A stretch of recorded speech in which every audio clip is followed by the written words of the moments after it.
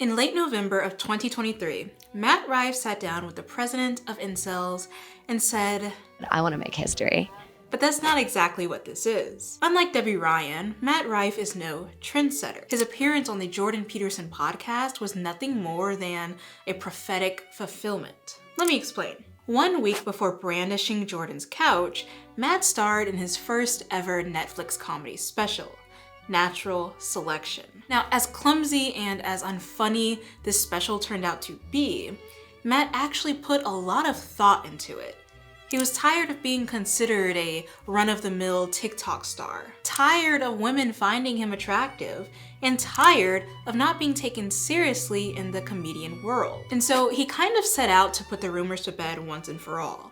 He was going to purge his audience of women and seduce an entirely new demographic into his ranks. The pros! You didn't think I was gonna shotgun this drink again, do you? Cause I learned my lesson the last time. The bros.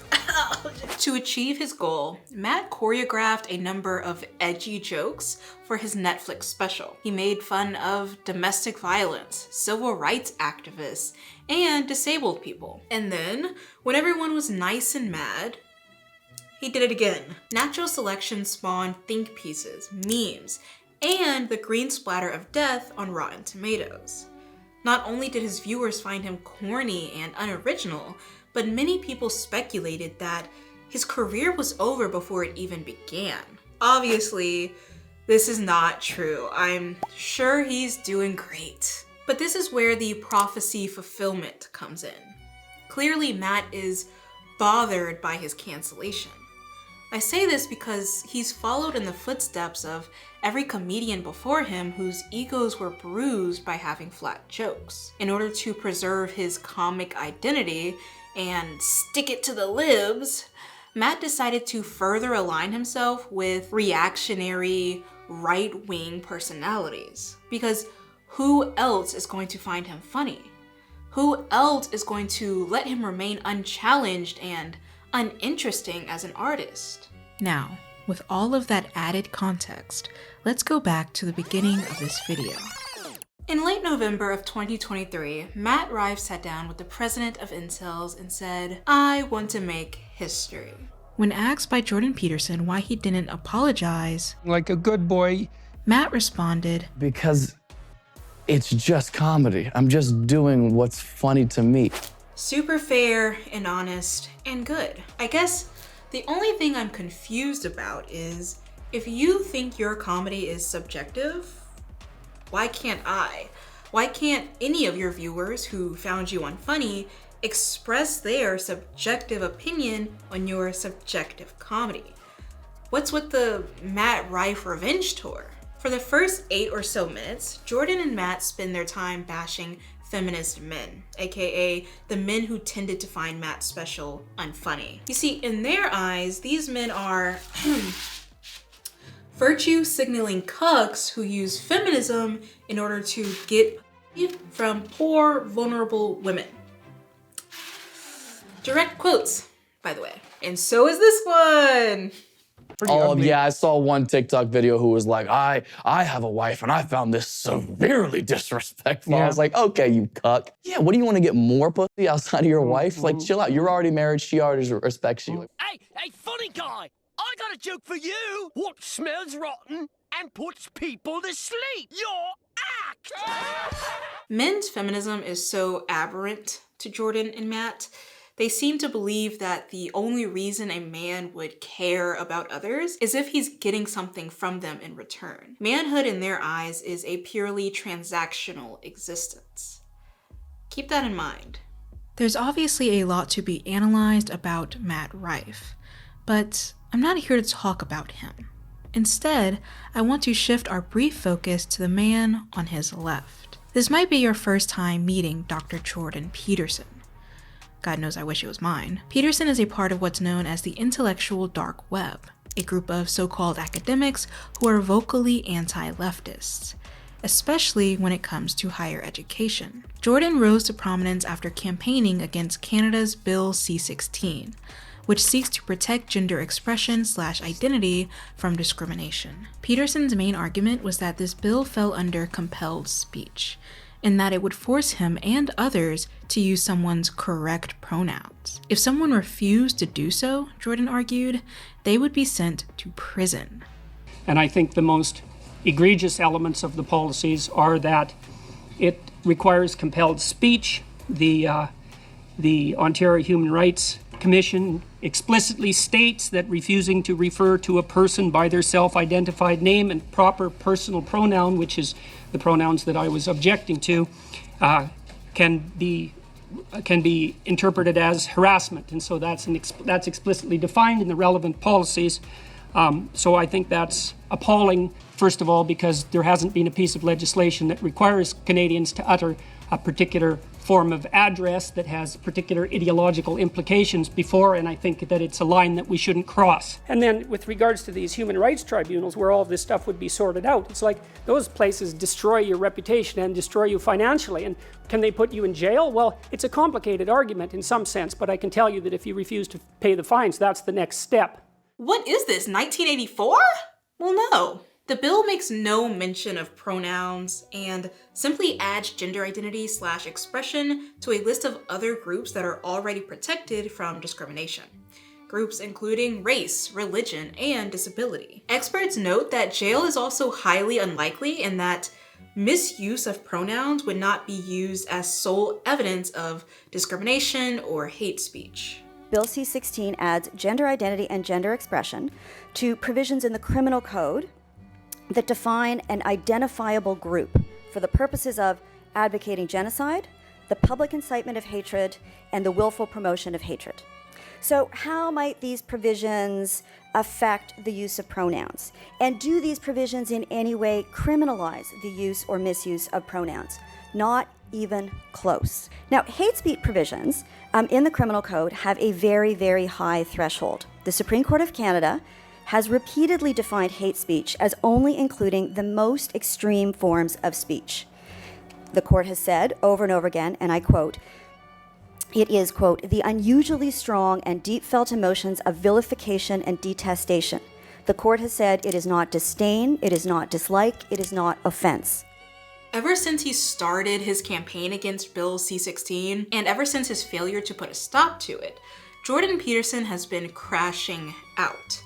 He became aligned with the likes of Ben Shapiro and Joe Rogan, and his vocalized beliefs have become increasingly far-right. To the surprise of no one, Peterson denies all of this. He denies having an ideology. He denies aligning himself with right-wing and further right people. I'm not saying those goddamn pronouns. And the reason I'm not saying them is because they're made up by left-wing ideologues. And I don't like left-wing ideology. I don't like ideology, period. He characterized myself and Stefan Molyneux, a well-known YouTube personality, as far-right. And I felt that that was inappropriate, let's say, to say the least. Dear Mr. Kovac, you called me a far-right figure in press. You don't have one iota of proof for that statement, and it is patently untrue. In the absence of a smoking pistol, is that grounds for a lawsuit for defamation of character? Inquiring minds want to know. However, comma, just about every tweet, every guest appearance, every sentence uttered by Peterson suggests otherwise. In fact, this right-wing reputation precedes Peterson so much that Olivia Wilde used him as the inspiration for Don't Worry Darling's main antagonist. Referring to him as a pseudo-intellectual hero of incels, Wilde implies that Jordan's content is dangerous to consume. And there's some merit to this. Jordan Peterson's disgust with feminism and his hatred for pronouns place him right at home in a well-documented space, one that has been accused of radicalizing young people and sending young men toward violent criminality. Today, we're talking about the manosphere. Getting to know Dr. Jordan Peterson was like spiraling down into a melatonin-induced fever dream. And not just because I was spending most of my time trying to figure out who his voice reminds me of, but this was actually my first time watching Jordan Peterson. I had heard about him in the alleys of Twitter and YouTube. Every image I saw of him, every clip that I tried to scroll quickly past, depicted him as this larger-than-life character. He was always wearing a three-piece suit. He goes by Dr. Peterson. His followers worship him as some stoic god. For a long time, he existed to me in this extremely vague, shadow realm of thought.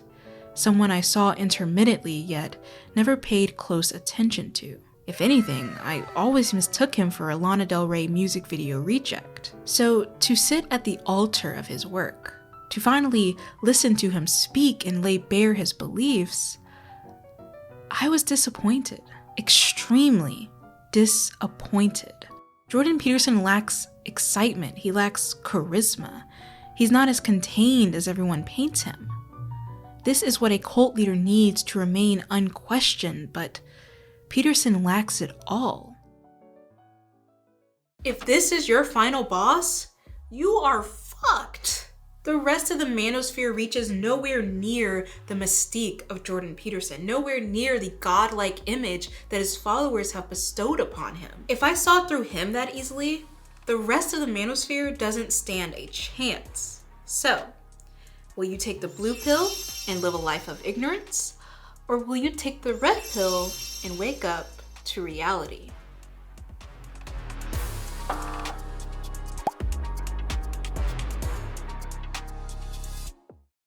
Let me set the scene for you.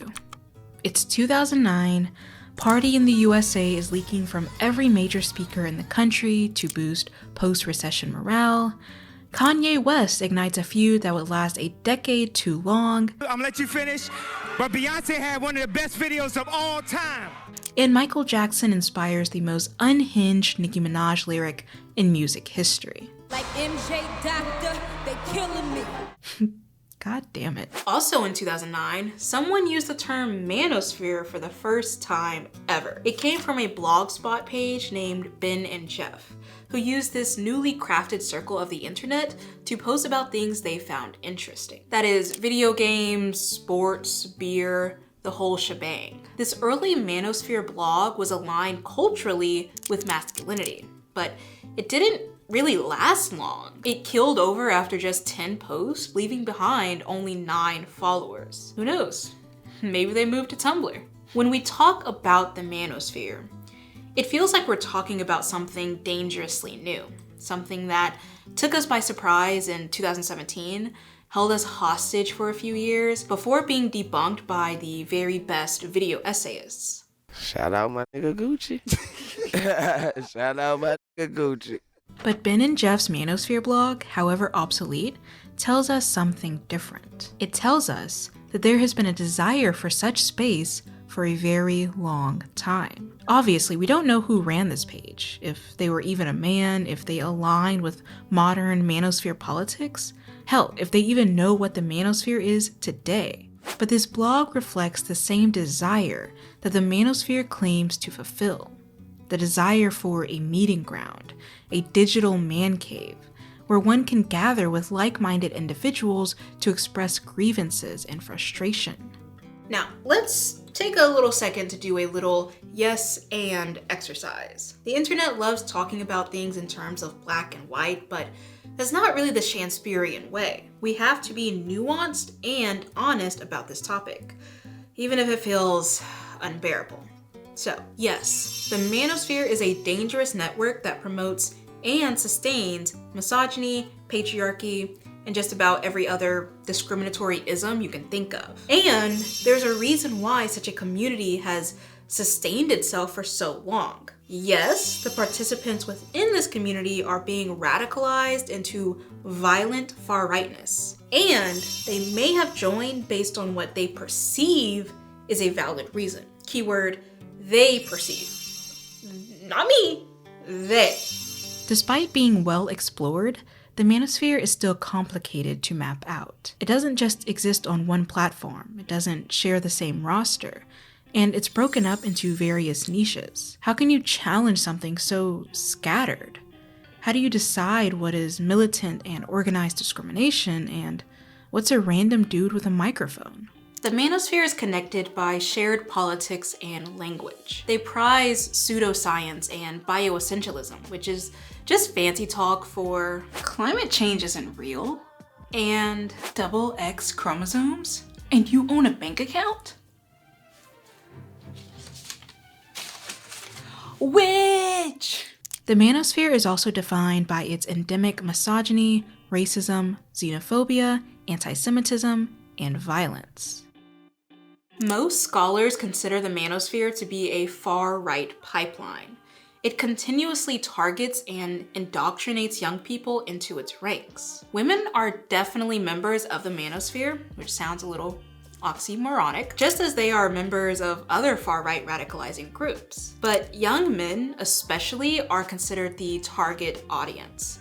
These men are often white, lower to middle class, and Western. But most importantly, a lot of those who join the manosphere are vulnerable. Now, vulnerability does not mean blameless or valid. Vulnerability means that a person is at risk or susceptible to something.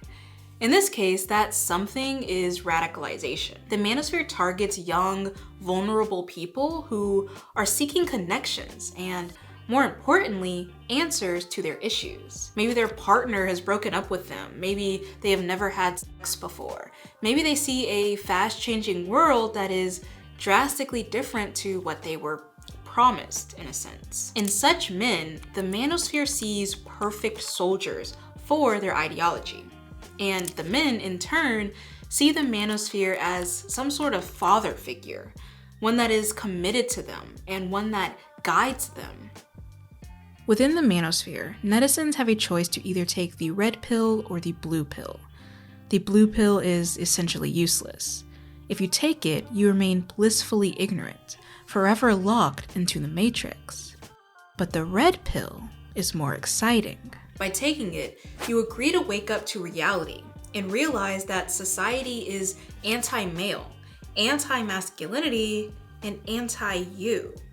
Every system, every woman, every liberal, leftist, Coca-Cola, DEI is actively working against you. By watching someone like Jordan Peterson, you find yourself faced with this choice. Stay asleep or stay woke. And Jordan knows a lot about being woke, apparently. Oh, I didn't sleep that month. I didn't sleep for 25 days. I didn't sleep at all. Joshua Thornburn studied two popular subreddits attached to the manosphere: Incel Exit and X Red Pill. They wanted to figure out what inspires a person to join such an ill-reputed group. The most common reason seemed to be vulnerability. People tended to join after facing a devastating breakup, after being cheated on, or after facing constant rejection. Most users tended to have low self-esteem to the point of getting black-pilled, meaning that their fate is to be unattractive and undateable for the rest of their lives. Young people, especially of high school age, are most likely to fall victim to manosphere radicalization. They're less likely to have life experience and therefore less likely to be critical of what they're consuming. The most interesting reason someone might join, however, has to do with gender. In my last video, I talked at length about ideal masculinity and how unobtainable it is for most men. Men are constantly fed contradictory and confusing ideas of what it means to be a man. Using role theory, we found that the standard of masculinity, aka patriarchal masculinity, is defined by chaos and anxiety. Anyone who tries to be the perfect representation of a man is likely to be pulled in 50 different directions and stretched thin. Even if they reach the standard, it's highly likely that they'll still be considered failures in one department or another. That is the very nature of the patriarchy. As much as you might hope that I'm pulling all of this out of my ass, there is a precedent for this theory. Numerous people within Thornburn's study expressed an almost sort of dissonance, where they want to achieve patriarchal masculinity, but they notice that their real personalities and interests are sharply different from what they're expected to be. Even when reading the newsletter submissions from my subscribers in my last video, it became clear that men don't feel secure in their performance of gender, and often feel like they're 20 steps behind everybody else. So in a broad sense, the patriarchy refers to the system that positions men over women. Men are considered dominators, leaders, and superiors by the patriarchy. But if the patriarchy benefits men by making them superiors, then why are they so unhappy? I mean, if that was really the case, they would be the most successful, happiest people in the world. I know a man who's insecure and broke. Well, firstly, men do receive privileges from the patriarchy. There's the obvious ones that are associated with, say, the workplace, like the gender pay gap and the fact that women are more expected to sacrifice their career for children than men are. But there are also inconspicuous privileges that men don't really think about. While they are expected to be attractive by, masculine standards, they aren't socialized to view beauty, low weight, and bodily grooming as their sole purpose. Their capability and decision-making skills are not questioned as much as women's.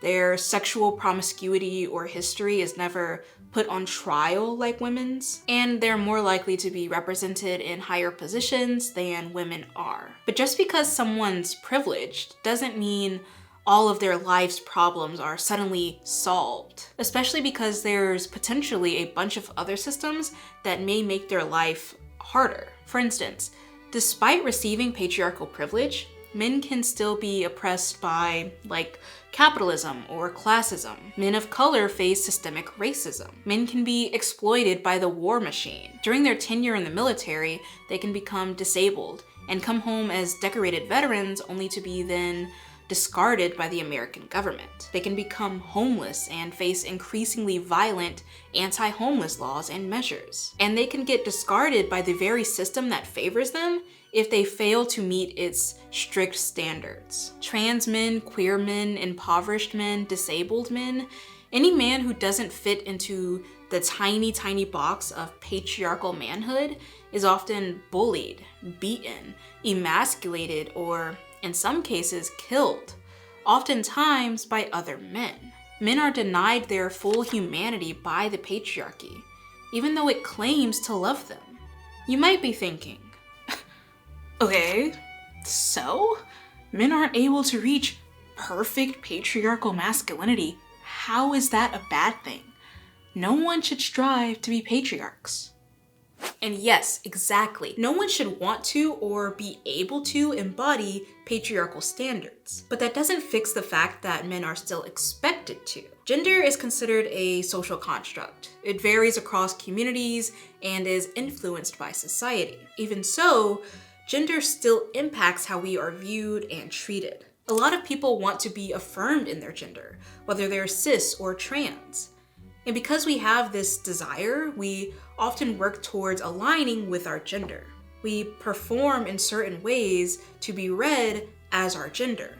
PJ Burke and Lou Alexander consider identity to be a continuously operating, self-adjusting feedback loop. Individuals continuously adjust behavior to keep their reflected appraisals congruent with their identity standards or references. Men are told that the goal of their gender, the goal of their identity, is patriarchal masculinity. This is defined by hierarchical power, sexual obsession, isolation, brutalization, toughness, and misogyny. No one should strive for these things. But if men refuse to embody patriarchal masculinity, or if they fail to embody it, their entire purpose, existence, and self-esteem are endangered. This leads to role overload and role conflict, which in turn might lead someone to extremes in order to realign themselves with ideal standards. Take Matt Rife's actions, for instance. His insecurities are on display in much of his work. In order to realign himself with patriarchal masculinity, he designed an entire special around misogyny and dude bro comedy. Obviously, this was disgusting and wrong. I'm not campaigning for men to be able to embody patriarchal masculinity. Why would I do that? I'm trying to make sense of a complicated pattern. There's a very clear disconnect between a boy being born and a man who joins the manosphere. Somewhere in that disconnect, there's Sometimes anger, confusion, anxiety, depression, aggrieved entitlement, and vulnerability. Sometimes, not always. Sometimes. Always? Not always. No. Sometimes. That means sometimes. The outlet for these emotions are not handled in a healthy or valid manner. Other people are faced with gender role overload and role conflict constantly, but don't join far-right groups or commit violent acts. There's really no room for excuses, but there is room for a much too long critical analysis of it.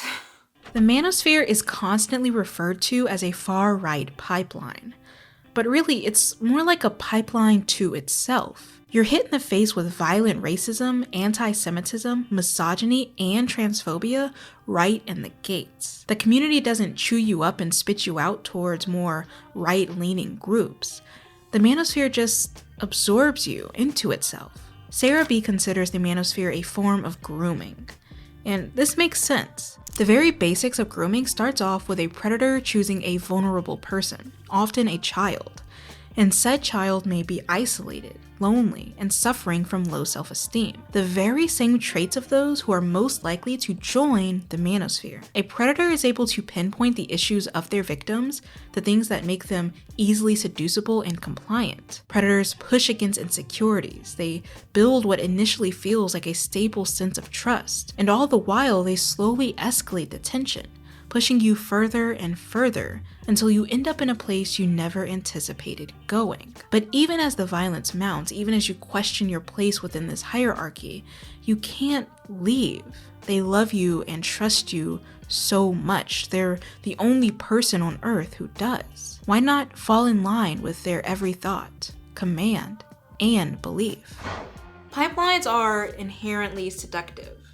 Without the power of seduction, they are not successful. But the manosphere feels different. It might as well be crack in the 80s because nothing has ever hit the tower of addiction so hard. Young people, not just men, who are feeling broken and confused and unlovable and alone, come into the manosphere with a burning question. Why is this happening to me? And the addictive nature of the community is that it pretends to answer in a way that both satisfies you and saves your feelings. It's not you that's the issue. It's women. It's different women, people of color. It's everyone else but you or me. If the manosphere was a contained universe and you could enter it by door, I would argue that the bouncer of that door is a pickup artist. Pickup artists are not a new digital phenomenon. Their popularity actually peaked in the 1970s as a part of the growing seduction industry. Men would host workshops, publish books, and even join study groups to help other men up their game. Just listen to this infamous passage of Eric Weber's 1970 book, How to Pick Up Girls. You're walking down the street, minding your own business, wondering how the hell you're going to meet the next payment on your car, and suddenly you spot a girl. The girl, someone so absolutely sexy, so downright delicious looking. You've just got to see more of her long, lean legs, her fine, rounded breasts, her high, firm behind. For an instant, you even consider rape. Yeah, this is page 1, by the way. Third full paragraph. Weber doesn't give you a chance to prepare for his terroristic misogyny. It just kind of hits you in the face. At first, this passage seems way more forward than today's pickup artists. I began my descent into this category by watching the infamous Fresh and Fit. You've probably heard of them. They are so controversial, so violently misogynistic, that their channel was demonetized within 3 short years. Not to mention the fact that this podcast cost one of them their job with Homeland Security. And then I moved to Miami, started up the podcast, and they brought me in and they're like, hey, you're saying controversial stuff on the internet, you gotta pick one. And then, I ended up going the entrepreneur route. Fresh and Fit began posting content in October of 2020, as if that year couldn't get any worse. Myron is one half of the team. Before entering the world of podcasts, he had a YouTube channel dedicated to fitness, hence the nickname Fit. What's up, guys? Myron Gaines here from Unplugged Fitness. Thanks for tuning into the video. Today, we're going to talk about muscle hypertrophy. And of course, before that, he was a Fed working in the drug and human smuggling sphere. That makes his undying support of, say, Andrew Tate, a Manosphere personality who's been charged with rape and human trafficking, all the more concerning. The other half, the least interesting half of Fresh and Fit, is this guy, Fresh Prince CEO. Who named you that? I mean, I know Shakespeare's kind of corny, but come on, man, I'm not calling you that. Let's say his name is Simon. Myron and Simon. Simon previously worked at AT&T, Chick-fil-A, and a website company that believed in women's empowerment. The irony just keeps getting thicker. But he ended up on YouTube, where he would post staged prank videos for his audience. The issue came when Myron met Simon. Their early videos focused on putting men on game, which is just dude bro podcaster talk for saying hello to a woman. They discussed which bars to go to in Miami. They shared tactical guides for sourcing girls at clubs. Yes, they used the word sourcing. And they even made a video co-hosted by a male porn star titled How to Perform in Bed. Myron and Simon would one day fuse to become the freakiest final boss in Manosphere history, but these early videos were just kind of plain. Don't get me wrong, their early videos are run-of-the-mill entitlement, misogyny, and creep shit. I really don't want to pretend stuff like this is normal because it's not, but it was something I was expecting. It was nothing as whiplash-inducing as Weber's book, for instance. And that's because it isn't as straightforward. In the beginning, Fresh and Fit constantly curbed their negative speech. They would say something atrocious like, "Bro, you kick girls to the curb, immediately they don't want to give you sex." But in the very same breath, they would add on an obligatory white flag. A girl is under no obligation to give you sex, guys, obviously. You know, it's her body, her choice. But you know what? It's your attention, your choice too. You kick her out the curb, baby. You know what I'm saying? It's like causing an injury and then personally applying a band-aid. It doesn't make what you said okay or right or helpful. In fact, it might piss me off more, but it creates plausible deniability. Their early work can't be accused of promoting violence or misogyny because they don't use forward enough language. This is intentional. It's like Fresh and Fit were trying to get people in the door to seduce them into their lifestyle before they decided to lock the doors and accelerate their propaganda. Fresh and Fit positioned dating as this extreme sport. In their minds, it's almost like women are a hard equation, or even a dangerous adventure game that you need bravery and wit to conquer. They end up using patriarchal language to reaffirm this belief. They argue that women only view men as providers. Whether that be providers of money, fun, or attention varies on the context. In Fresh and Fit's eyes, neither man nor woman desire deeper connections with each other. Men just want sex, and the women they want sex from just want money or attention. So, Fresh and Fit's guidance for men is to make more money and to be more alpha. Naturally, since men are doing their part of the equation, so to speak, women have to do their part by sleeping with these men. It's all very dehumanizing. Women are not considered people in the world of game so much as they are seen as wet vessels for pleasure. Even though Fresh and Fit spew out men's rights rhetoric, their lessons also dehumanize men. In their eyes, men are nothing more than stoic ATMs whose only goal should be self-pleasure. They're similar to Matt Rife in that way. He implies that men's only goal, only purpose, is to live transactional lives. The only time you, as a man, should build relationships or connect with other people is to get something out of them. Humans are social creatures. We thrive on feeling seen and seeing others. If men aren't allowed to do that, if they're made fun of for genuinely caring about women or their friends, what does that make men? Joshua Thornburn's study shines a light on how insidious this thinking is for people joining the manosphere. In their study, they reference the story of a 15-year-old boy who we'll call Cody. Cody began posting in Manosphere Reddit threads about an issue he was having. He became enamored by pickup artistry and religiously watched videos within this niche. The issue is he was friends with a girl who he admired, a girl he cared deeply about, but a girl nonetheless. He would walk her home, protect her from creepy men, and would share deep and personal conversations with her. Now, Cody explains that he does have a crush on this girl, but he doesn't mind if she just wants to be friends. He genuinely respects her and values her presence. But that's not what the Manosphere teaches. Women are romantic and sexual objects. They can't be friends or confidants. I have no friends that are girls, bro. Either we're smashing them or not. That's it. So Facts, man. No free attention. Shout out to Alan Roger Curry, man. Like, if you're willing to sit there and not get sex from her, right, and be her friend, you're validating her heavy. You're basically, what you're saying is your presence alone is good enough, and I will sit here and wait for you to give me sex. And the reality is this: guys that are good with women, alpha males, etc., they don't let women leverage sex against them in return for some kind of compliance. You know what I'm saying? Like Cody wondered if he was doing something wrong by respecting this girl. This is how it starts.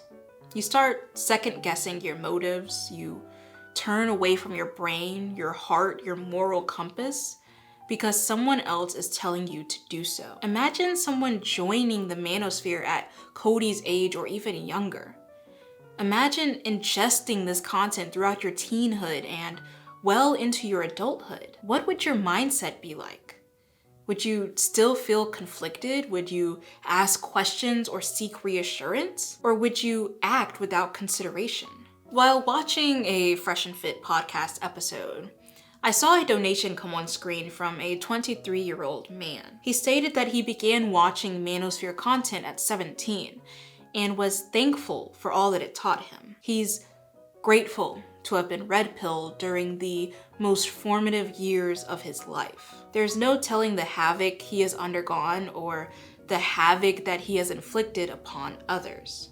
It's really no wonder how Fresh and Fit became so popular. They fed the insatiable beast of the internet with clippable videos and unhinged takes. But through the cesspool of misogyny, they started to fashion themselves as activists. They were carrying the burden of those too weak to manage. They were the voice of the voiceless. In their eyes, they were simply standing up for men everywhere who were being taken advantage of by greedy women. They taught men how to fight back in the toxic game of love. Except none of that is true.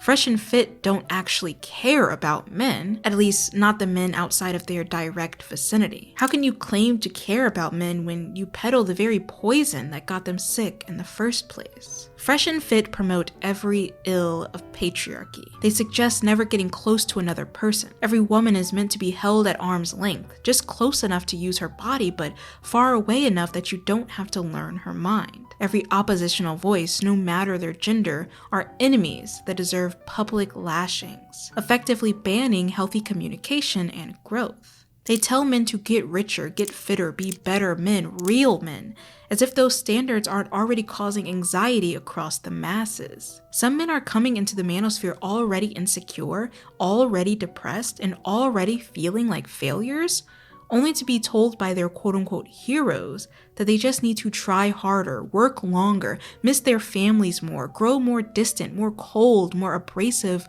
more alone. And this isn't just something that I've noticed.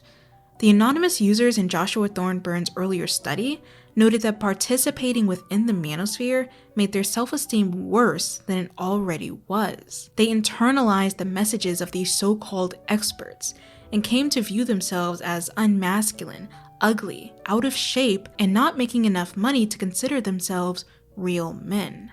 But Fresh and Fit don't care. It's actually in their best interest to sell insecurities back to these men. It's what makes them the most money. Even though they're demonetized on YouTube, they still do frequent streams, and they draw in new members by doing so. Large chunks of their content is on a different platform entirely. And on top of that, they still receive an exorbitant amount of donations from their audience. As they've gotten more successful and more rich, Fresh and Fit have only advanced in their violent rhetoric. It's very clear now that they aren't doing this to better the lifestyles of men.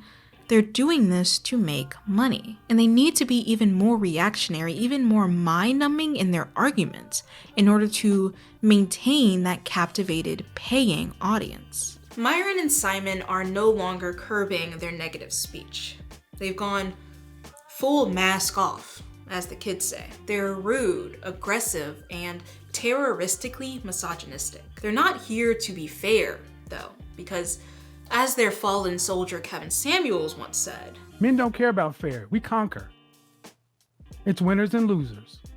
Straight up. Men don't care about fairness, we're conquerors. Yeah, they're conquering my nerves right about now. In one video, Fresh and Fit have an OnlyFans model as their guest. From what it seems, she isn't completely fluent in English and so doesn't understand a lot of the slang that Myron and Simon are using. When they ask her what her body count is, she kind of looks around like Adele. What's my body count? What does that mean? They consistently make fun of the way she speaks and even degrades her for having an OF. What do you do for work? OF. She belongs to the street. OF. Crazy. I'm just curious, like, who got you into the content? Was it just you doing it yourself, or someone said, "Hey, come on this platform"? I have some manager that he helped me to figure it out and do my thing. Oh, he didn't help you. Yeah. He kind of hurt you, but all right, cool. Mind you, they have an entire video on their page co-hosted by a male porn star. Myron literally said in that video that anyone would want to be in your position, having sex for money. Because you're chasing your dream, you're doing what you want to do. I mean, I think there's plenty of guys out here that would kill to do what you're doing, having sex for money. But of course, men aren't fair.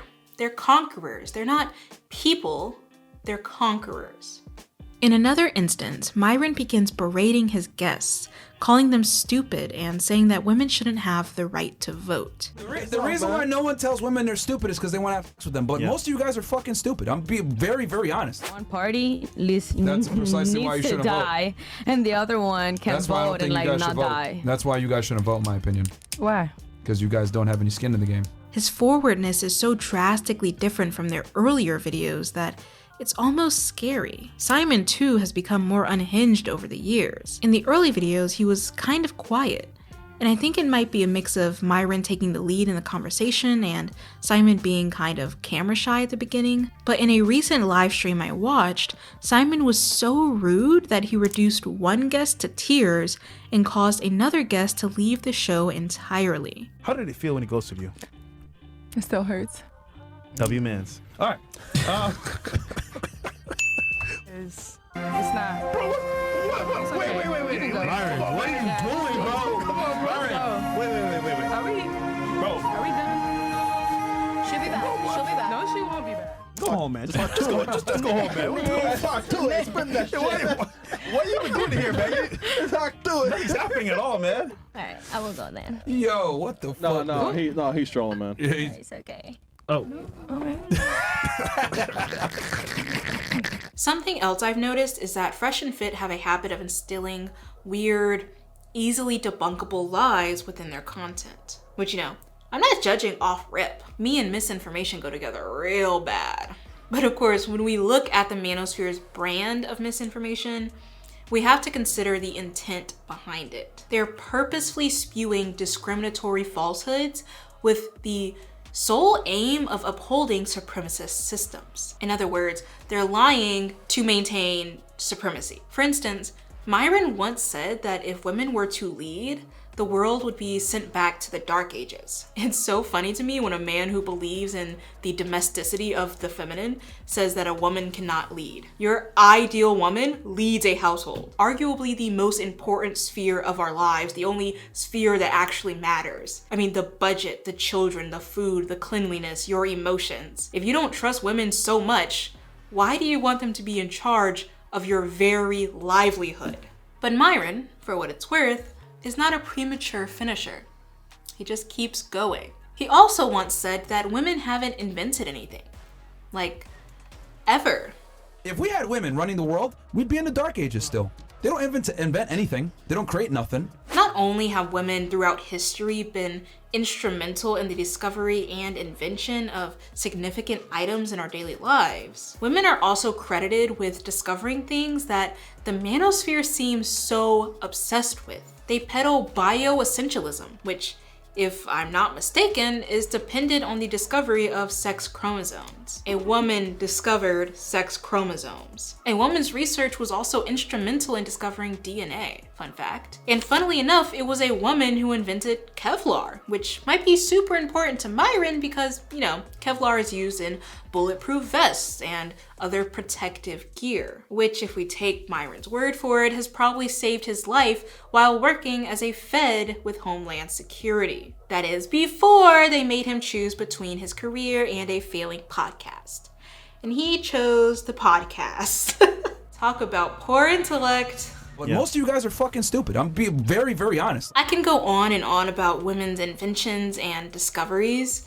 Chocolate chip cookies, the dishwasher, the literal Earth's inner core. But it's actually no surprise that so many manospherian dudes don't know basic information, and why they feel so comfortable making broad, wrong statements. I'd say use Google to sort it out, but maybe the manosphere doesn't get Wi-Fi. After all, it was the work of Heidi Lamar and George Antheil that made it possible for us to get Wi-Fi today.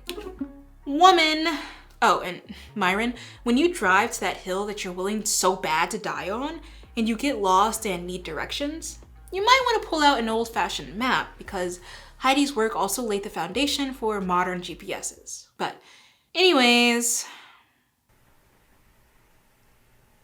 okay, let's move on. As time went on, Fresh and Fit became their own pipeline. They went from being the bouncer at the door of the manosphere to one of the extreme niches within it. They fit in right along with another prominent group of the manosphere, the men's rights activists. Let's refer to them as MRAs. Like pickup artists, MRAs didn't just sprout up with the internet. You can find them as early as the 1960s, parading down streets with signs and microphones. Some MRAs of this time intentionally aligned themselves with the ongoing second wave of feminism. They joined the feminist organizations and made it their mission to challenge patriarchal masculinity, which is good. An interconnected movement is a movement that succeeds. But the same issues that were plaguing feminism during these early waves began to splinter the men's movement. Intersectionality was a concept lost on most of the activists. For instance, a lot of Black feminists noted the oddity of Black men campaigning against racism and fighting for their rights as men, while simultaneously expecting Black women to remain inferior to them. Beyond just race, there were men within the movement who believed that feminism was ruining manhood and was oppressing men. Instead of aligning themselves with feminists to challenge the patriarchy, these men decided that true liberation would come from separatism. They needed a space away from the feminine, which was threatening to soften America. Now what do you say if we form a new club and call it the He-Man Woman Haters Club? Decades later, as the digital age took over, this rhetoric remained popular with MRAs. Today's MRAs believe that men are the true victims of systematic oppression. Not even just systematic oppression via the patriarchy. No, they believe that the woke, liberal, leftist, Coca-Cola, DEI feminists have taken all of the power for themselves, leaving men disaffected and alone. The evidence they provide for this is disproportionate military drafts, unfair monetary expectations, and the silencing of SA and DV victims who are men. Now, as the scholars say, let's be so fucking for real. This evidence seems valid, right? It seems justifiable. Men are more likely to be drafted into the military per history. They are expected to be breadwinners. And there are people who don't view men as victims of SA or DV or in general. However, MRAs are providing us half-truths. Their larger conspiracy argues that feminism is to blame for all of these things, whereas I would argue that patriarchy is obviously at fault. Let's break this down, starting with the war argument. One party needs precisely why you to shouldn't die, and the other one can vote and like not die. That's why you guys shouldn't vote, in my opinion. Why? because you guys don't have any skin in the game. Men have to go into selective service when they don't. A huge proportion of people who are seriously disaffected are men. Most people in prison are men. Most people who are on the street are men. Most victims of violent crime are men. Most people who commit suicide are men. Most people who die in wars are men. People who do worse in school are men. It's like, where's the dominance here precisely? In my last video, we discussed how men are taught to perform masculinity, especially in the West. This includes viewing themselves... What happened to the light? This includes viewing themselves as soldiers from a young age. They're given toy army men to play with in their youth. Their media heroes are often weapon-wielding violators who round up foreign bad guys. Even throughout history, companies have marketed guns to young boys as a way to become real men. On top of this, boys are socialized to believe in their own disposability.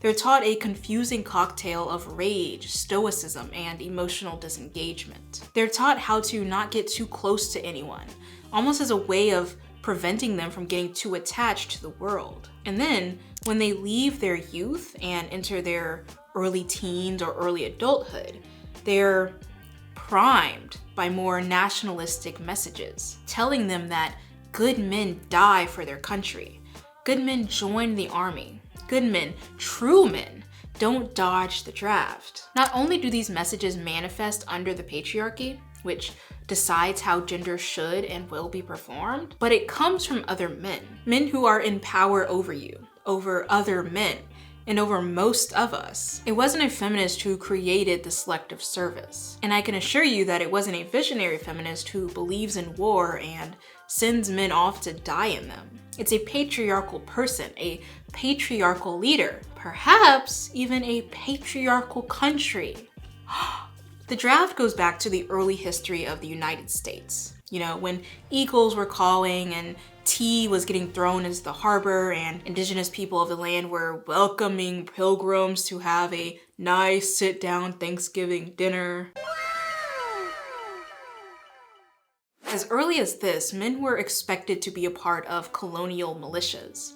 White, able-bodied, youngish men. In 1792, 2 different militia acts were passed by Congress. The first made it so that the federal government could draft from state militias in case of war or threats from indigenous people. I mean, you just had a banquet with them. Why would they be upset with you? Unless the second militia act clarified the first, naming free, able-bodied white male citizens between 18 and 45 as required draftees. Now, why do you think these parameters were set? Let's use our thinking caps. It's the 1700s. This is realistically before the major waves of feminism took place. Drafts before this was also dependent on male-only soldiers. It's the 1700s. Feminists are not in charge of the government. And it's the 1700s. Feminism as a word did not even exist. Who are the only people with civic rights at this time? Able-bodied white men. Okay, and why is that? Because people of color, immigrants, women and disabled people were considered undesirable by the country and therefore unworthy of rights. All right, and specifically for, let's say, white women, what was their responsibility and their expectations at the time? The home front? Why is that? Because the patriarchy determines women to be more capable of caregiving and homekeeping than combat. So women weren't drafted, they were expected to work and raise the children at home while the men went and fought. Okay, so white able-bodied men were considered from jump to be the only people capable of defending the country due to white supremacy, ableism, and patriarchy. So that rules out feminism, but why did these men have to go to war? Why not a group of presidents, or why not Congress? Why civilian men? I don't know. I guess maybe civilian men are deemed more disposable than like a president. Why? Why though? Why? Because they don't have the wealth or the power. Right. And why do you think our government would do that? Why would they sacrifice young men, someone's child, someone's father, all in the name of war? Because even though men are considered privileged by the patriarchy, the ones who benefit the most and who have true power over all of us are those at the top. They gain wealth and land from participating in wars, but are too cowardly to do so themselves. And so they prime young men from birth to believe that fighting useless wars for a country who does not actually care about you is the only way to be accepted and self-actualized. Exactly. Who sponsored and signed these draft requirements? Men in the government, men with power, sometimes presidents, sometimes senators. Feminists? I don't really. Women? Bingo!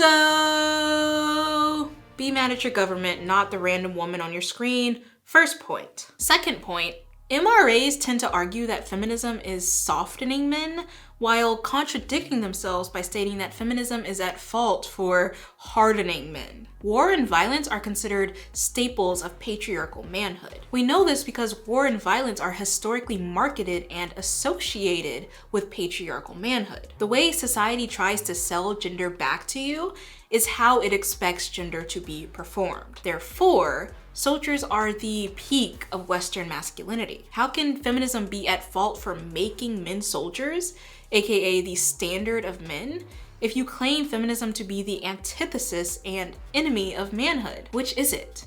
And let's just say that your argument isn't that feminism is at fault.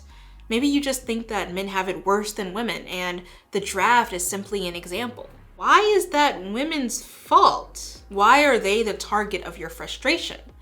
If you truly believe that men face systemic discrimination, why aren't you mad at the system? Women don't even benefit from the draft. Not only does it steal away their loved ones, it was created with the goal of excluding women, disabled people, and minorities. Because America doesn't think these people deserve rights. Women don't benefit from the militarization of America. Women are killed across the world due to war and conflict. Women of color are gunned down by militant police in their own homes. Women are killed while serving in the military, and the men who do it have their crimes covered up. Women don't benefit from the military machine or the war machine, just as men don't benefit from it. So why are your targets for that injustice women? The same can be said about the breadwinner argument and the male victim argument. From a young age, we begin to notice what expectations are assigned to which gender. These expectations are not inherently within us. We are taught them through interactions with other people, the media we consume, and even our education. The rules we internalize about gender get more sophisticated as we grow up. We come to associate men with stoicism, power, and in most cases, sexual freedom and sexual obsession. Because of these traits, our culture denies men the right to be uncomfortable with sexual advances and denies them the right to be associated with victimhood. I mean, if you are expected to have a near constant sex life, if you're expected to be the only gender that truly enjoys sex, then how can you complain about certain advances? And if you're supposed to be the most powerful person in the room, or you're not supposed to show emotion, then how can you be a victim? Terry Crews was infamously made fun of when he came forward about being sexually assaulted by another man. Because Crews is a black man, he's automatically considered hypermasculine. Since power and toughness define patriarchal masculinity, his hypermasculine identity asserts that he is the most powerful, the most tough. And it helps a lot that he is extremely built. But people use these traits as an excuse to not believe him. They argued that since he's so buff and so tall and so manly, he can't possibly be a victim. And it wasn't just women, though they did participate, it wasn't just women who came to these conclusions. It was other men. Now, what system applied these traits to manhood? Was it feminism?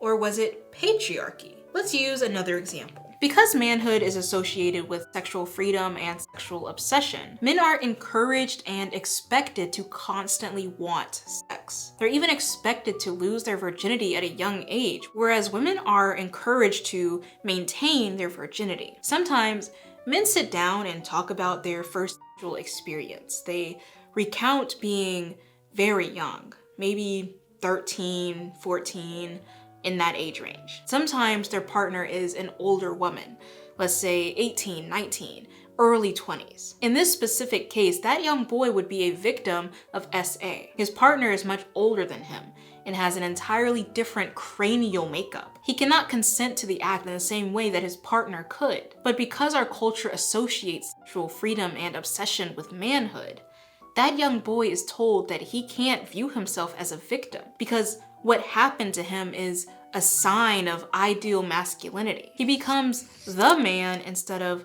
the victim. This is not a symptom of feminism, but it is something that is supported again by the patriarchy. It's supported by people like Matt Rife, who dehumanize men, and Fresh and Fit, who peddle the same ideology. If men aren't people, if they aren't allowed to be human, then they can't be victims. They should just toughen up and become better machines.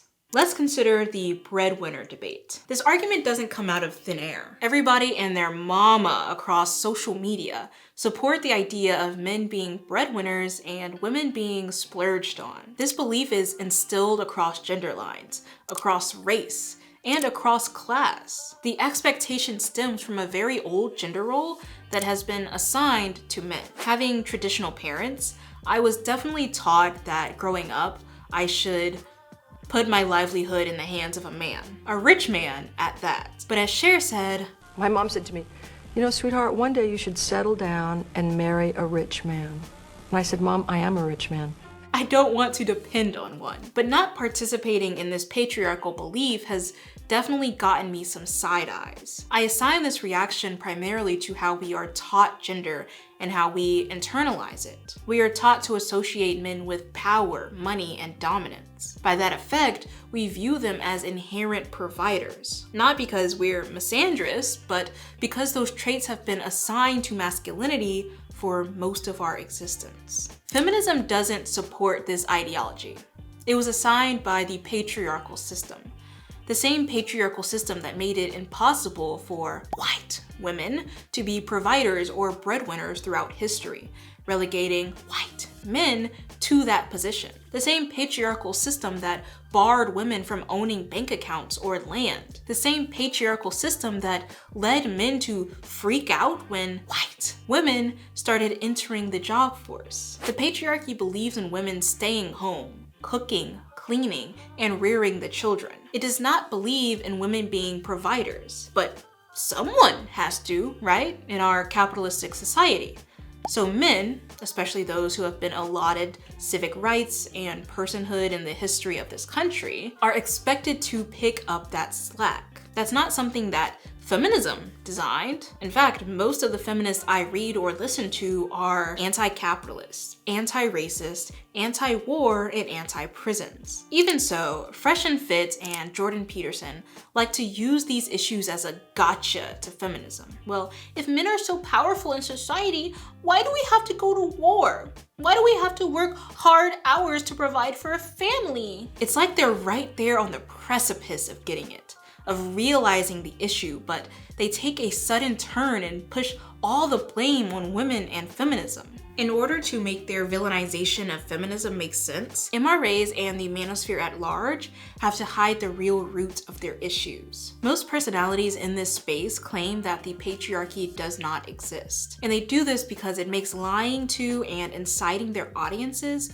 all the more easy. If MRAs claim that the patriarchy doesn't exist, they're awarded with an opportunity to place the blame on any ideology they want to. They often choose feminism or wokeness or Jewish people or people of color or trans people. They choose whoever happens to be the most hated at any given moment, whoever society deems unnatural or undesirable. The manosphere may be a large and unconnected group packed with varying niches and personalities, but the entire culture has the same goal. They want to maintain the status quo.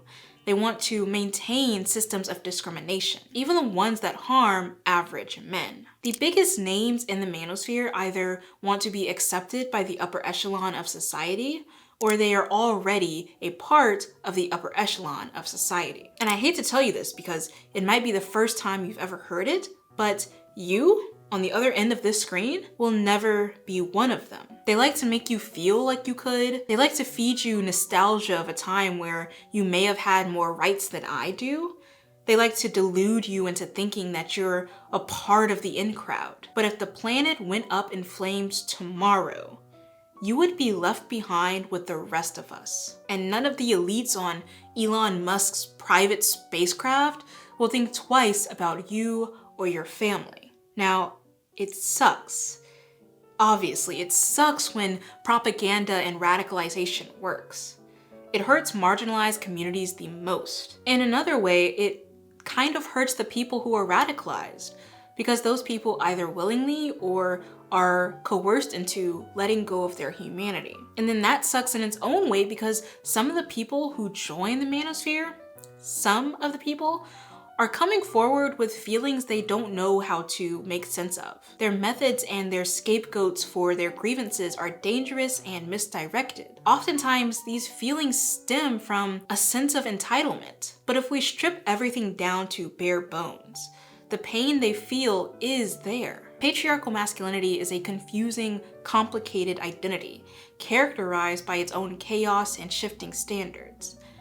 No one is able to obtain it by design. Many men, cis and trans, middle class and poor, fat and skinny, many of them feel alone and inadequate. They're afraid. And these fears stem from a number of oppressive systems that have nothing to do with feminism, nothing really to do with women at all, or Black people, or immigrants. But the manosphere manipulates young men into believing otherwise. That way, these men have no real way of fixing their problems. Instead, their problems get worse and their pockets get more shallow as they depend upon these manosphere grifters. Jordan Peterson even admitted 6 years ago that he understands the importance of his propaganda. He argued that young men are never given affirmation, patience, or even encouragement through their struggles. The fact that the words that I've been speaking, the YouTube lectures that I've done and put online, for example, have had such a dramatic impact is an indication that young men are starving for this sort of message, because like, why in the world would they have to derive it from a lecture on YouTube? And who, pray tell, is starving for Jordan Peterson more than incels? The deeper you progress through the manosphere, the more clear it gets that all of the insecurities that attracted people in the first place have been grotesquely manipulated into something dangerous. As Helen Lewis argues, most of the men who come into these communities come in with a simple question. Why am I alone? Why am I undesirable? The longer they spend in the manosphere, the more the question transforms. What starts as "why won't girls sleep with me?" an appeal to a wounded sense of entitlement becomes "why can't women be controlled?" This is precisely true for incels. Lurking through incel forums, you kind of see this mindset replicate over and over again. One user wrote that incel ideology is easily digestible and emotionally fulfilling. Instead of having to critically engage with your life, you're able to remain passive and almost nihilistic about it. If someone doesn't want to have sex with you, if you haven't gone on a date yet, it's easier to assume that everyone else is a bitch or a gold digger or a misandrist because that's an easier pill to swallow. You don't have to contend with the millions of other possibilities. The possibilities which are much more likely than the ones you use to soothe yourself. Incels are the most well-known and controversial bunch of the manosphere. It probably has something to do with the fact that a handful of self-proclaimed incels have taken their frustrations and insecurities offline and into the real world. The mid to late 2010s and early 20s saw an uptick in incel-related killing sprees. Most notably, in May of 2014, Elliot Rogers ended the life of 6 people, injured 14, and then took his own life. Ahead of his spree, he wrote a 100-plus page manifesto explaining his hatred for women and the misluck he has had with love. Elliot became a god in the incel community, with other incels even following in his footsteps and committing violent sprees. But the incel community started long before 2014. In fact, the first documented incel group began in the 90s and was actually started by a woman. Alana began an incel mailing site in the late 90s as a way to connect with other people who were lonely across the world. By 2000, Alana was no longer a part of the group, but the idea of an involuntarily celibate person, an incel, lived on. According to Sarah B., there was an incel website made in 2003 called Love Shy. This was a dedicated space for men and women to vent about their lack of dating and their general fear of approaching other people, hence the name Love Shy. Various posts from Love Shy are from men who wish to vent about their lack of success in the dating world and who should also probably be put on a list, because holy shit. To keep it short and sweet, Sarah B. describes the forum as militant and hostile to women. In fact, believing that women are inferior and justifying violence against them based on this fact has become a marker of incel ideology. That isn't to say that every involuntarily celibate person has these views, but when we speak about incels in this video specifically, we're speaking about the culture, the online culture that has come to be associated with misogyny and violence. These incels tend to have a negative view of self and gender as a whole. This is the foundation that leads to their hostility and dehumanization of women. It's a belief system that is ultimately strengthened and stoked by the media they consume. Sarah B. considers inceldom to have 3 pillars. The first is their identity and self-perception. It's low. They view themselves as inferior under a system that is operated by women. This mindset relates to other niches we already discussed, like MRAs. Incels, however, have a unique sense of victimhood that exists at odds with their entitlement. They feel entitled to women, especially to a woman's body, and yet they simultaneously feel too unattractive or too unlovable to obtain what they feel entitled to. Incels not only have a negative self-view, but they view gender as inherently negative as well. They feel as though they are ostracized vermin who are incapable of obtaining the correct gender. Their attempts at patriarchal masculinity have left them even more isolated and uncomfortable. And this view of gender only gets worse when the ire is directed at women. Instead of viewing women as people, incels tend to view them as unfeeling cyborgs who only operate out of primal and animalistic need. Women in their eyes seek to control, manipulate, and use men for their own benefit. Again, this aligns with MRA rhetoric, but incels have become their own beast. They believe that respecting women or treating them with kindness and humanity is useless because women aren't worthy of such treatment. Instead of directing that fire outward like an MRA would, incels first begin by collecting all of that fire and directing it inward, burning themselves up. This begins a long and complicated process of self-destruction and a growing hatred for others. Once they're unable to take the heat any longer, they turn that blaze outwards, often towards women and, as we've seen, increasingly offline. Moreover, incels have a very unique zeitgeist. They have their own vocabulary, their own dialect. Incel as a word itself is interesting. It's a combination of the words involuntary and celibate, but it elicits such a strong response that it almost exists separately from ordinary language itself. Incels have an entire word bank like this, and these terms are often categorized.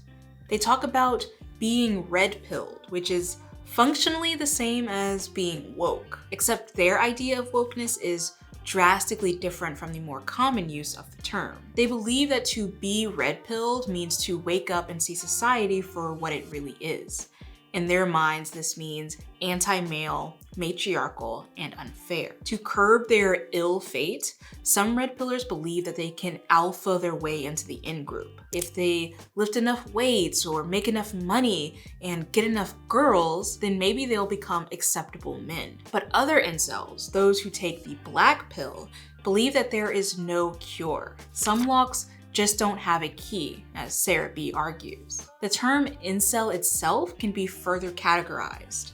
Using racial stereotypes, some incels have come to be known as curry cells and rice cells for South Asian and East Asian people, respectively. Interestingly, Stacy's refer to all women, and it seems like this is one of the only terms in the incel community that isn't fractionated into other categories.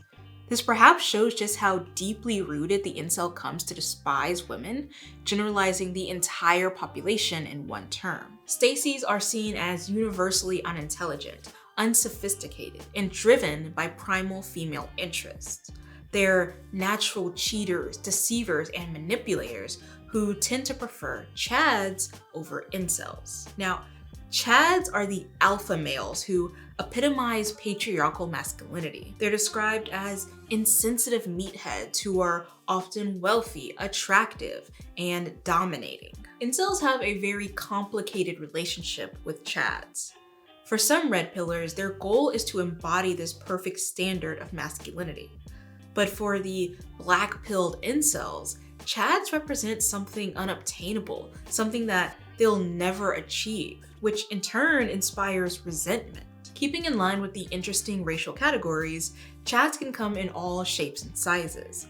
Black chads are sometimes called Tyrones, and East Asian chads might be called Changs. The culture of the manosphere is so unique that regardless of one's race, regardless of one's allegiance to whichever niche, the language and the politics remain the same. The black manosphere, if you can call it that, is just as misogynistic, just as patriarchal, and just as invested in white supremacy as other demographics. You know, the lack of femininity amongst black American chicks is just crazy. They're almost like men.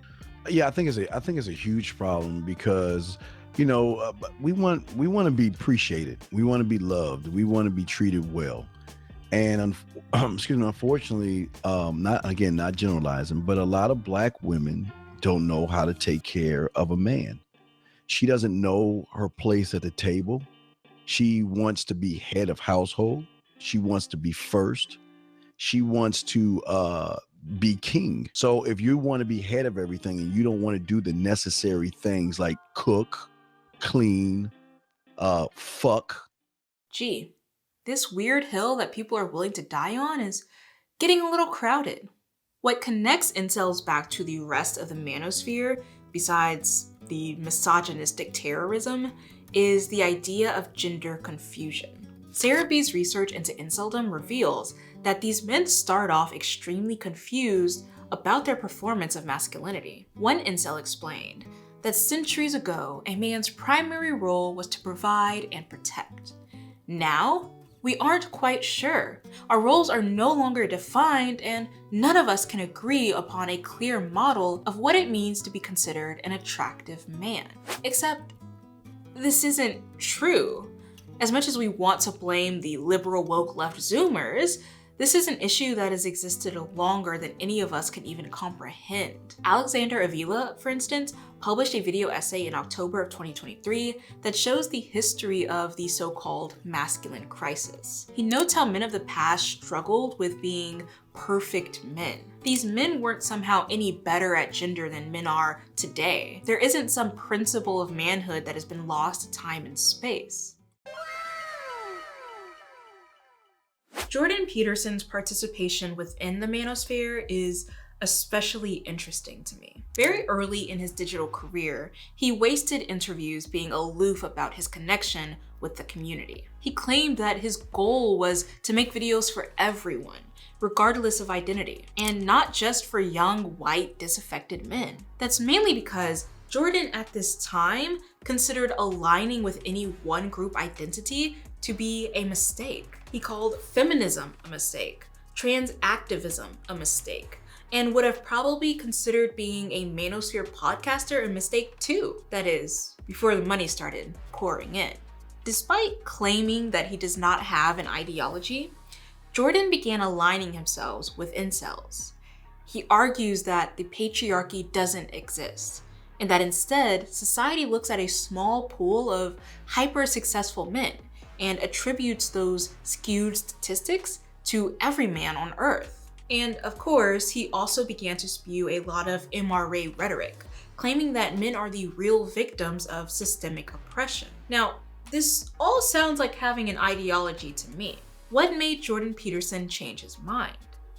It turns out that Jordan changes his mind a lot. In a 2017 lecture, Jordan called Manosphere adjacent men pathetic weasels. You know, there's a whole group online called Men Going Their Own Way, MGTOW. That's a very interesting group to go study. There's lots of them. I don't know how many of them there are, and most of them are older. Many of them are men who've been through a particularly horrifying divorce for one reason or another, and they've had enough of women. So they tell the young men that they're teaching, never have a permanent relationship, never share your territory with a woman, never share your possessions, make sure you never live together, and don't stay with one long enough to enter a common law relationship because you will be stripped of everything that you have. You're a woman who has trouble with men, or you're a man who has trouble with women. It's not the women and it's not the men, it's you. Because the women are telling you what's wrong with you, and the men are telling you what's wrong with you. And if you don't listen, then it's you. It's either you or all men. Well, that's easy, it's all men. Well, that's certainly how it's played out in the world right now. It's like, no, it's not all men. You can be, by definition. And it's not all women, that's for sure. I don't want to have anything to do with women. It's like you're a pathetic weasel. I think I was a little dismissive of the men going their own way. And they have what I would regard as an undue influence over relatively bitter and resentful young men who haven't had great success in the dating market and who are looking for a rationale to write off all women because they're so hurt by their continual rejection. And that is not good for those young men. And so the reason that I disparaged the men going their own way was because I had seen the pernicious effect, these are often older guys, the pernicious effect of their world-weary philosophy on young men. Now, these guys think that they're just warning them, and they are warning them, but they're not just warning them. Now, the reason I regret calling them pathetic weasels is because they also have a point. I do believe that the court systems are staggeringly anti-male, absurdly, horribly anti-male, and so the men going their own way have a point. And so I'm sorry that I called them pathetic weasels. 5 years later, Jordan went on Piers Morgan and cried in solidarity for these men. I thought the marginalized were supposed to have a voice. These men, he argued, don't know how to make themselves attractive to picky women. Yeah. Good for them. Women, like, be picky. That's your gift, man. And he argues that they are in fact victims of cultural abuse. Many of the comments under this video claim that Jordan Peterson is an empathetic king who dares to use his platform for the bettering of lonesome men. But what I want to know is, if Jordan claims to care so much about these men, why does he keep lying to them? Why does he hide the true cause of their pain while targeting the only thing that would liberate them? Jordan notoriously went on record on my 25th birthday, no less, telling his audience to not trust anyone who uses the word disinformation or misinformation, because what they mean is opinions that run contrary to mine that I should be allowed to suppress. Well, no. Misinformation has a very specific definition that can be found in a dictionary near you. And obviously, Jordan Peterson knows the real definition. He's a college-educated academic who used to teach at the University of Toronto, a prestigious school if random people on the internet have any merit. He has a doctorate in clinical psychology, which I assume takes common sense and intelligence to receive. And he always talks about being oh so careful and intentional with language. Jordan Peterson knows words.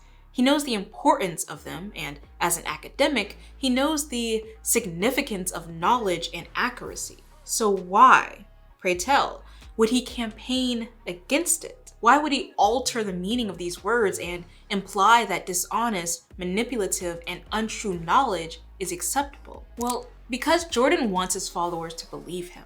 He wants them to ignore his critics, the ones who call him out on his disinformation. Mainly so that he can continue to lie to his audience and make a profit by doing so. He doesn't care about academic integrity.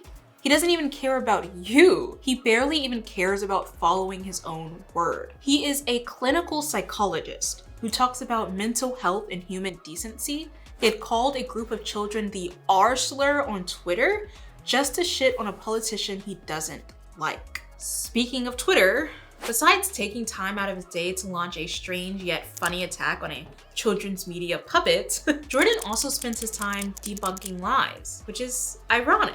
Partially because he literally just admitted to loving lies, and mainly because Jordan hasn't met a piece of information that he hasn't twisted or yanked around yet. Sometimes it's just small lies that seem harmless and true, yet are quickly debunkable. On more than one occasion, he has stated that Nazis don't exist in Canada, which on its head is already a little absurd. Even just a quick Google search, the quickest in the history of the world, mind you, reveals that Jordan is not telling the truth about this. And once again, we have to analyze the intention behind this lie. It isn't a good-hearted mix-up or an omission. It's a bald-faced lie. A malicious one done with the purpose to mislead. Jordan keeps churning out these seemingly small, harmless lies until they form a bigger picture. That is a picture of patriarchal, white supremacist, feverish Twitter crash-outs, all disguised by a supposed smooth-talking, suit-wearing academic. And why does he do this? Why, in the beginning of his rise to fame, did he denounce incels and call men of the manosphere pathetic, only then to cater to their deepest insecurities and make content off of them? Because he knows there's a market in exploiting young men who are already vulnerable, exploiting them into watching his boring videos, buying his gibberish books, and following his every unhinged move like a cult. But making videos, downfall videos, of manosphere personalities isn't enough. I need a guide. You may be wondering, why should I care about this topic? I mean, I sat through an hour of this lecture. I found parts funny and interesting, but the only thing this video has done is make me sad. I mean, why should I care about men or the manosphere when they would never return the favor to me? And I get it. This is actually a very common belief. Feminist writer Minnie Bruce Pratt states, "How are men going to change? The meeting between two people where one opposes the other is the point of change. But I don't want the personal contact. I don't want to do it. When people talk about not giving men our energies, I agree with that. They have to deliver themselves." There are women who feel jilted, abandoned, and dehumanized by men. Women who believe that caring about men is somehow anti-feminist and against their better interests. This actually became more clear to me after I posted my Matt Rife video. There were infrequent yet loud voices in that comment section that derided me for analyzing men's relationship to the patriarchy. They emphasized their lack of interest or care in such topics. They implored me to focus on women and our struggles only. One comment stressed that I was centering men. Another said that these women, meaning me, I guess, simply can't understand how centering men won't save me or them. A few things, and then I'm gonna get out of your hair. What do you mean by these women? Also, I think it's a bit silly to say that I'm censoring men when I have 1 or 2 videos on my entire channel that explicitly talk about men. I have over 30 videos that exclusively talk about women and feminism. And in general, most of my nearly 70 videos center the conversation around women's culture and girlhood. Even in the 2, now 3 videos that I talk about men, I still talk about misogyny and other discrimination. And it's also like, I think we kind of forget that YouTube videos are not full conversations. We tend to think that a YouTube video ending is the end of a conversation. There is a multitude of things that I can't include here, multiple things that, opinions that I have that I simply don't include in my videos because I'm not talking to anybody, I'm writing an essay. Essays are not as whole and complete as academics wish they could be. On a more serious note though, I'm not mad at these comments. I can sift through the condescension and see what so many people are feeling upset about. The pain and fear that women feel for men, the pain and fear that makes them feel disconnected and divested from men is valid. I understand why so many people are unwilling or even uncomfortable with the idea of listening to these types of videos. I wouldn't want to be told that the people who are most likely to hurt me, who have hurt me in the past, are also victims in their own ways. Because how does that make me feel any better? There have been centuries of domination, dehumanization, objectification, all of which are still occurring. Under the patriarchy, women do not feel loved by men, and therefore do not feel comfortable or safe loving in return. Telling women that they have to work alongside men or even think about men for more than 5 seconds feels like pressing on a wound. Even men in progressive spaces often perpetuate misogyny. They continue to nurse their own biases and end up hurting people they claim to advocate for. I have no problem admitting that I'm afraid of men. I grew up being abused by a man. I've been harassed by men. I don't have many fruitful connections or relationships with men. I literally only talk to one man on a regular basis, and that's because I've been able to establish a sense of trust and safety with him. Now, is this fear and hurt valid? Absolutely. But does it convince me of separatism? No. Let's think about this in a different way. I'm afraid of men due to the history of misogyny and my own experiences with them. Likewise, I'm afraid of white women due to the history of white supremacy and my own experiences with them. White women, as it so happens, were among the commenters telling me to give up on men and focus on sisterhood. Audre Lorde has a book for that, I fear. The fear that I have for men and the fear I have for white women is obviously for different reasons. But the history of abuse, objectification, and dehumanization occurs in both experiences. Differently, obviously, but it occurs nonetheless. And still, I would never fix my mouth to say that I will not include white women in my feminism. Even when I talk about trad wives who are extremely similar to the manosphere in terms of goals and rhetoric, I don't talk about them as if they're some tumor that needs to be culled. When I experience microaggressions, macroaggressions, violence and racism from white women who themselves subscribe to the white supremacist patriarchy, I don't think about leaving them behind, because that's simply not how liberation works in my mind. I don't want to pretend that white women don't exist. That doesn't help me. I want them to learn, lock in, and do better. And I try to make this clear through the videos I make. I explore the perils of white feminism. I emphasize the importance of white women holding themselves accountable for their consistent and thorough violence against women of color, especially Black women. I make videos that map out how white people can be misled and harmed in their own way by their allegiance to white supremacy, especially when that system coincides with classism, ableism, and so forth. Likewise, I will continue to make videos about men and their troubling relationship with the patriarchy. I hate operating from the belief that no one is willing to listen or change. That calls into question the entire field of education. It calls into question why people write books, why they make art, why they even exist. Change is humanity, and humanity is hope, and I am one hopeful motherfucker. When it comes to feminism especially, we have to be willing to examine and critique the patriarchy beyond what it does to just white, cis, able-bodied, thin, wealthy, neurotypical women. We must apply this theory to women in the global south, women who face imperialism and colonization, women who are exploited by ongoing slavery and capitalism. Every woman ever. But we must also examine and critique the patriarchy in terms of how it affects men. Men who are brainwashed into living incomplete and conflicted lives. Men who live in impoverished areas of the US who are groomed by army recruiters and enticed into aligning with their own slaughter. Men in the global south who are being wiped off the planet at this very moment.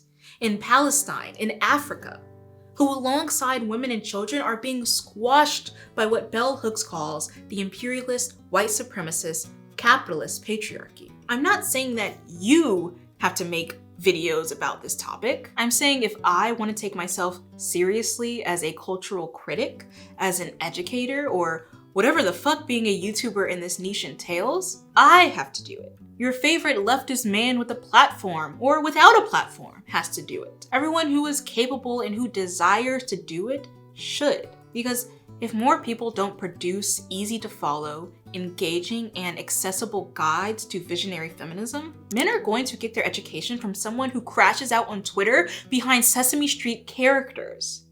Obviously, a YouTube video will not solve any of these systems. Obviously, the world is misogynistic and people are indoctrinated into this belief from birth. But maybe videos like this will nudge one person, or two or three. And maybe it won't wake them up, but at least it's a road sign on a otherwise long, dark path.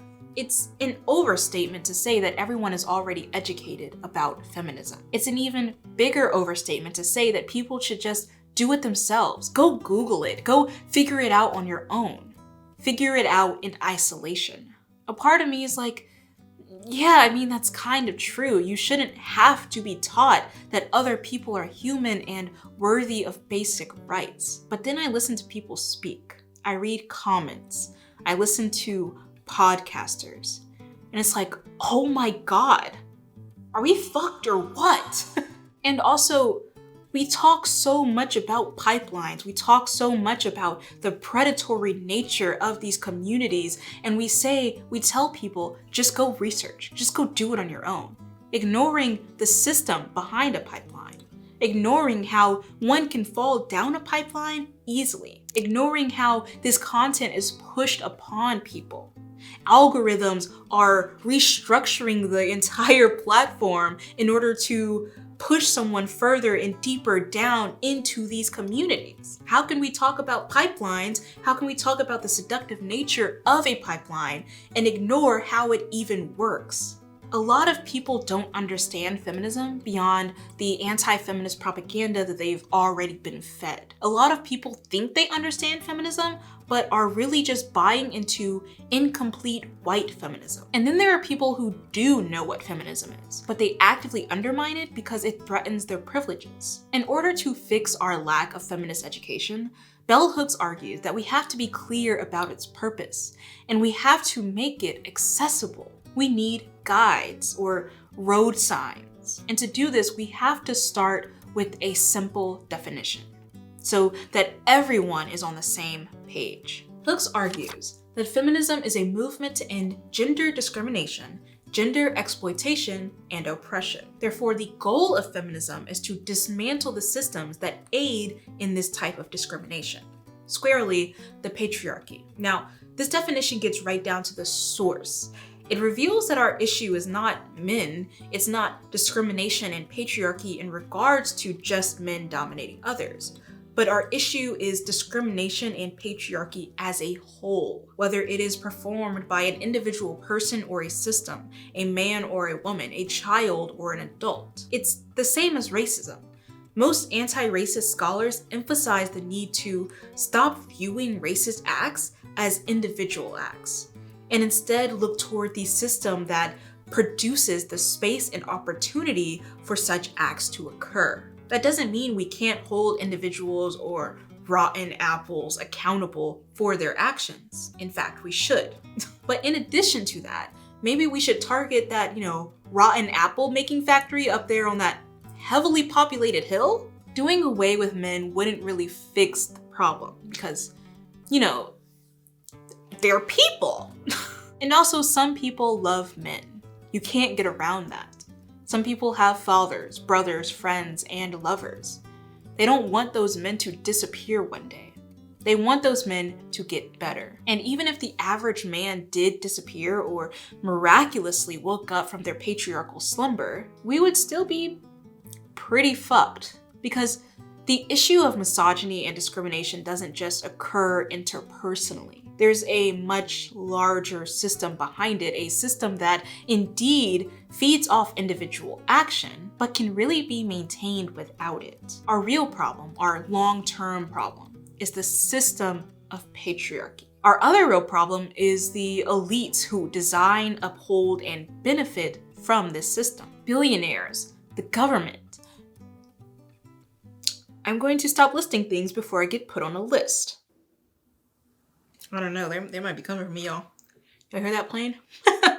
And if men are to be delivered from the patriarchy, which is something we should all want, they are going to be delivered through feminism. Not by MRA podcasts, not by having them be left to their own devices. Again, you don't have to create these guides if that's not what you want to do. People of color, disabled people, so many marginalized groups are expected to spend their lives teaching others how to see them as people. It really shouldn't be our jobs to expend constant energy. However, in my opinion, I enjoy analyzing stuff. I enjoy dissecting society and pop culture.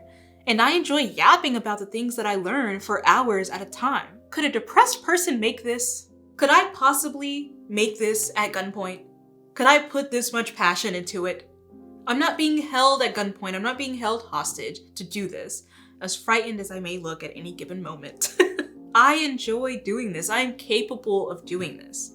And so I'm going to do this. Men, on the other hand, still have to do a lot of the heavy lifting. Not only do feminist men have to get in the field and check misogyny from their fellow men in fruitful and thorough ways, because men are more likely to listen to other men, but men as a whole have to be willing to look inward. They have to be willing to unlearn a lot of the misogyny and biases that they have picked up while living in a patriarchal society. All of us do. And just because men are harmed by the patriarchy doesn't mean that's the only reason they should want to do better. They should also care about other people who are dominated under the patriarchy and who they might dominate interpersonally. That means first and foremost, men have to acknowledge the fear that they live with, the fear that surrounds their gender performance, and the fear they may have of giving up their gender privileges. You have to be willing to disown your loyalty to the patriarchy. Now, you don't have to discard masculinity as a whole.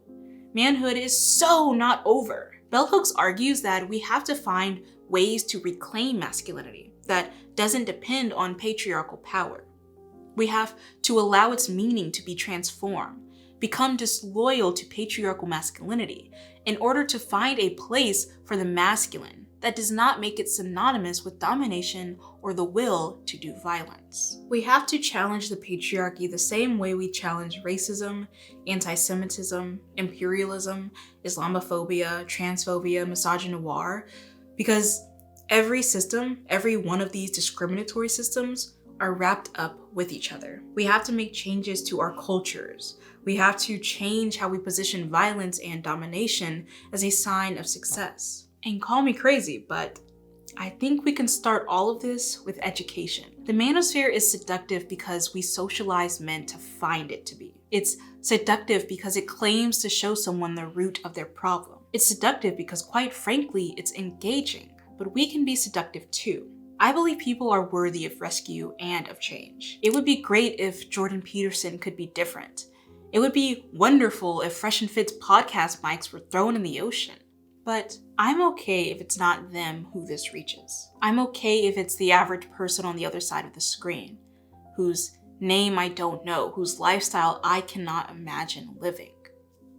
The average person who feels as though they have been driving for a very long time, hypnotized by the highway, and who just saw a sign, finally, for their exit.